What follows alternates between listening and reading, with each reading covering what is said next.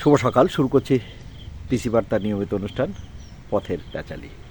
খুলনার দিঘলিয়ার একটি স্কুলের দশম শ্রেণীর এক ছাত্রীকে স্কুল ছুটির পর হাত পা মুখ বেঁধে ওই একই স্কুলের বাথরুমের মধ্যে আটকে রেখে বাইরে তালা দিয়ে দেওয়া হয়েছে।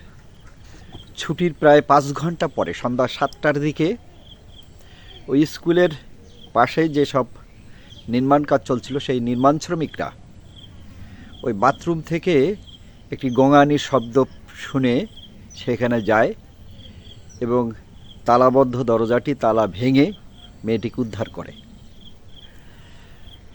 তারা এই মেয়েটিকে দ্রুত স্থানীয় এক চিকিৎসকের কাছে নিয়ে যায়। তিনি প্রাথমিক চিকিৎসার পর খুলনা 250 বেড হসপিটালে পাঠিয়ে দেন। ডাক্তার বুঝেছিলেন বিষয়টির গুরুত্ব। তখন মেয়েটি কথা বলবার পরিস্থিতি ছিল না, থাকার কথা নয়। আপনারা অনুমান করতে পারছেন সেদিন বৃহস্পতিবার ছিল। বৃহস্পতিবার বিকালে তাকে আটকে ফেলা হয়েছে। পরদিন শুক্রবার সঙ্গত কারণেই শুক্র শনি প্রতিষ্ঠান বন্ধ থাকবে। রবিবারের দিন সকালে হয়তো খুলে কেউ না কেউ তাকে পাবে, কিন্তু ততক্ষণে তার মৃত্যু অনেকটা নিশ্চিত হয়ে যাওয়ার কথা।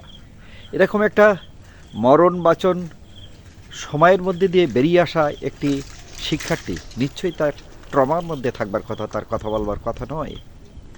কিন্তু চিকিৎসা শেষে স্বাভাবিক হওয়ার পর মেয়েটি কিন্তু বলল সে কাউকে চিনতে পারেনি, তার পেছন থেকে আক্রমণ করা হয়েছিল। পরিবারের সদস্যরা কিন্তু একই কথা বলছেন। কেন বলছেন? সত্যি কি সে কাউকে চিনতে পারেনি? প্রাণঘাতী হামলার পরেও ওই পরিবারটি যেমন বিচার চাইতে পারল না, ভয়ে চুপসে গেল, সারা দেশে এ ধরনের অসংখ্য মানুষ অত্যাচারের শিকার হওয়ার পরেও মুখ খুলছে না। কারণ তারা ইতিমধ্যেই দেখেছে দেশে আইনের শাসন বলতে কিছুই আর অবশেষ থাকছে না। পুলিশ বিতর্কিত ভূমিকা নিচ্ছে, আইনের সঠিক প্রয়োগও হচ্ছে না। সে কারণে মানুষ অত্যাচারিত হওয়ার পরেও মুখ খুলছে না, ভয় পাচ্ছে। এই ভয়ের সংস্কৃতি থেকে বেরিয়ে আসার জন্যে সরকারের পক্ষ থেকে ভূমিকা রাখতে হবে। সাধারণ মানুষ, যারা সচেতন মানুষ, তাদেরও ভূমিকা আছে। যারা অত্যাচারিত হচ্ছেন তাদের পাশে দাঁড়ানো, তাদের সুষ্ঠু বিচার পাইয়ে দেওয়ার জন্য উদ্যোগ গ্রহণ করা। এ প্রত্যাশা রেখে আজকের আলাপচারিতা এখানে শেষ করছি। আপনাদের অসংখ্য ধন্যবাদ।